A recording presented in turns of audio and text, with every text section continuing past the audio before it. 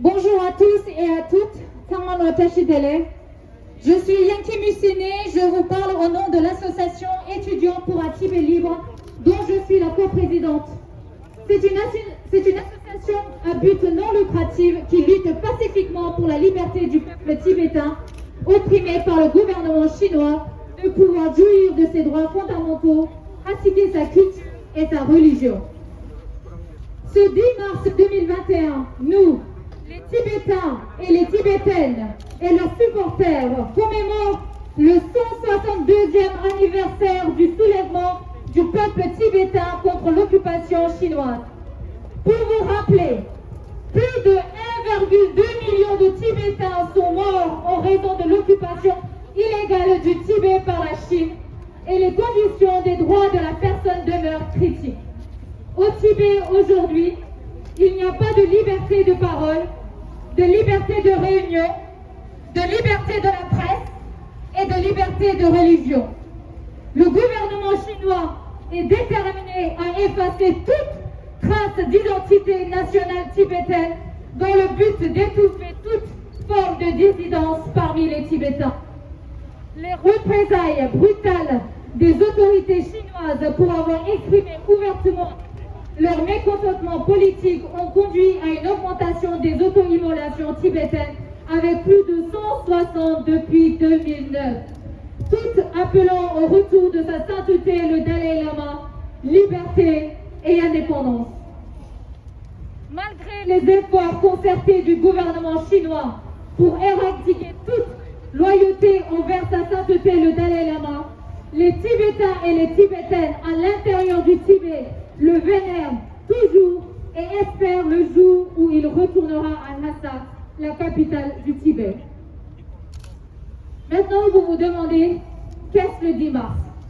Pourquoi les Tibétains se sont soulevés à Lhasa?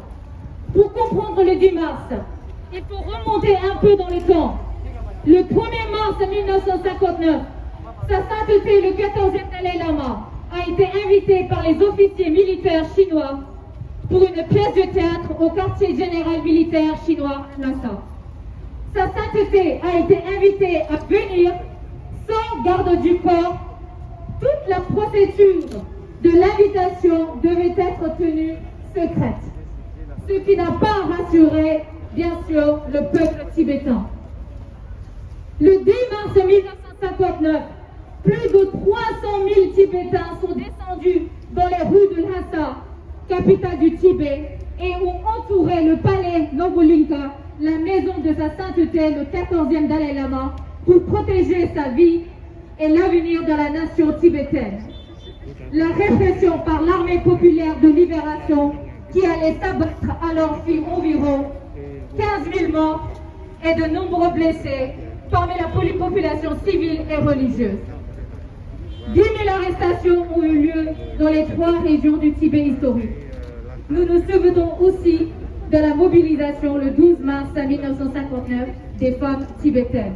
Bien sûr, les chiffres, ça se trouve, il y en a eu beaucoup plus. On ne sait pas le nombre exact. Les Tibétains ont refusé de baisser les bras et beaucoup ont risqué leur vie pour assurer le succès de l'évasion du Dalai Lama en exil le 17 mars 1959, où il a été un défenseur infatigable de son peuple. Depuis le 10 mars 1959, les Tibétains se sont soulevés et risquent tout en croyant que leur sacrifice changerait le cours de l'histoire pour la génération future.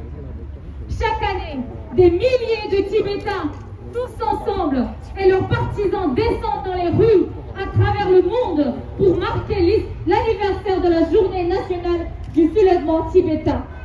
62 ans de répression, 62 ans d'oppression chinoise, 62 ans de combat pacifique pour notre pays, pour la liberté et pour l'indépendance. 62 ans, je répète. Aujourd'hui est un jour de commémoration. C'est notre histoire, notre combat. On n'oublie pas nos frères et sœurs, nos mères, pères, qui ont sacrifié leur vie pour notre pays, pour la protection de Gundun. Mais je pense que c'est aussi un jour de fierté pour nous, les Tibétains. 62 ans après, on est toujours là, debout, la tête levée, le poing levé. La Chine communiste a peut-être réussi à prendre notre pays, mais elle ne pourra jamais enlever notre résistance, notre espoir, notre savoir, notre unité. Tout cela fait notre force. Tant qu'on continue à résister, on continue à exister. Et la Chine n'aura pas réussi leur mission de nous détruire, nous supprimer en silence.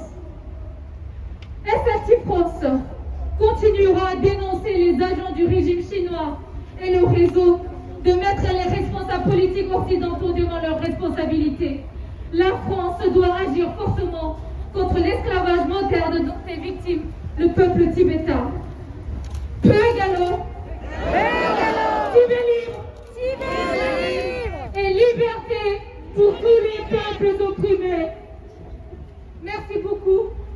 Kamalo, Soutenam.